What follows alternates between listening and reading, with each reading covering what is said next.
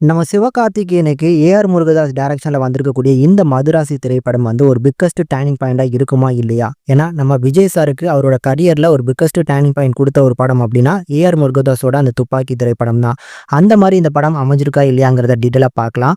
First இந்த படத்தோட கதைன்னு எடுத்துக்கிட்டோம்னா, இங்க நான் ஸ்பாய்லர்ஸ் இல்லாம சொன்னா தான் அந்த சுவாரஸ்யம் இருக்கும்னு நினைக்கிறேன். ஏன்னா நிறைய ட்விஸ்ட் அண்ட் டர்ன்ஸ்லாம் குடுத்துருக்காரு. அதனால வந்து நான் ஸ்பாய்லர்ஸ் இல்லாத ஸ்டோரி சொல்லணும்னா, தமிழ்நாட்டுக்குள்ள வந்து பார்த்தீங்கன்னா, ஒரு கன் ஸ்மக்லிங் பண்ணக்கூடிய கேங் வந்து நெறைய கன்ஸை வந்து உள்ளுக்குள்ள கொண்டு வரதுக்கு பிளான் பண்றாங்க. இன்னொரு சைடுல வந்து போலீஸ் டீம் வந்து பார்த்தீங்கன்னா, அதை எப்படியாவது உள்ளுக்குள்ள வராம தடுக்கணும்னு ஆசைப்படுறாங்க.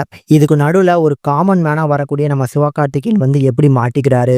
அவர் யாரு? அவருக்கு இருக்கக்கூடிய இப்ப இருக்கக்கூடிய கண்டிஷன் என்ன?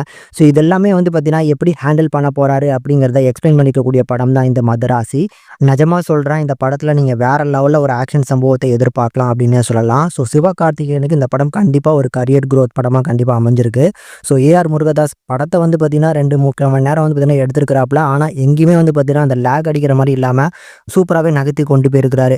ஃபர்ஸ்ட் ஹாஃப் ஃபுல்லுமே ஆக்ஷன், லவ், காமெடின்னு எடுத்துட்டு ஃபுல்லா செகண்ட் ஹாஃப் வந்து பார்த்தீங்கன்னா பக்காவான ஒரு ஆக்ஷன் என்டர்டைன்மெண்ட் கொடுக்குறாரு. என்னதான் இந்த படத்துல சிவகார்த்திகேயன் ஒரு ஹீரோவா இருந்தாலும் சூப்பராகவே பண்ணியிருந்தாலும் எனக்கு இந்த படத்துல வில்லன் கதாபாத்திரம் பண்ணியிருக்கக்கூடிய அவரோட பெர்ஃபார்மன்ஸ் சூப்பரா இருந்துச்சு. ட்ரெய்லர்லேயே ஒரு சின்ன டைலாக்ல நம்மளுக்கு ஒரு பெரிய கூஸ் பம்ப்ஸ் கொடுத்துருப்பார்ல. இந்த படத்துலையுமே ஒரு ஸ்ட்ராங்கான ரைட்டிங், ஸ்ட்ராங்கான ஒரு வில்லனை காமிச்சிருக்கிறாங்க. சூப்பரா இருந்துச்சு. இதை தாண்டி நம்ம சிவகார்த்திகேயன் அண்ட் ருக்மணி வசந்துக்கு வரக்கூடிய லவ் போர்ஷன் நல்லா இருக்கும். அந்த ஹீரோயின் கேரக்டருமே நல்லா யூஸ் பண்ணியிருக்கிறாங்க.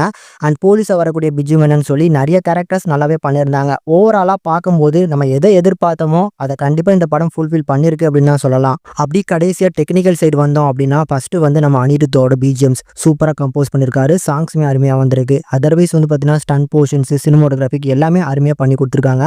அண்ட் படம் பார்த்த நீங்க உங்களுக்கு என்ன ரேட்டிங் கொடுப்பீங்க அப்படிங்கிறத மறக்காம கமெண்ட் செக்ஷன்ல கமெண்ட் பண்ணுங்க.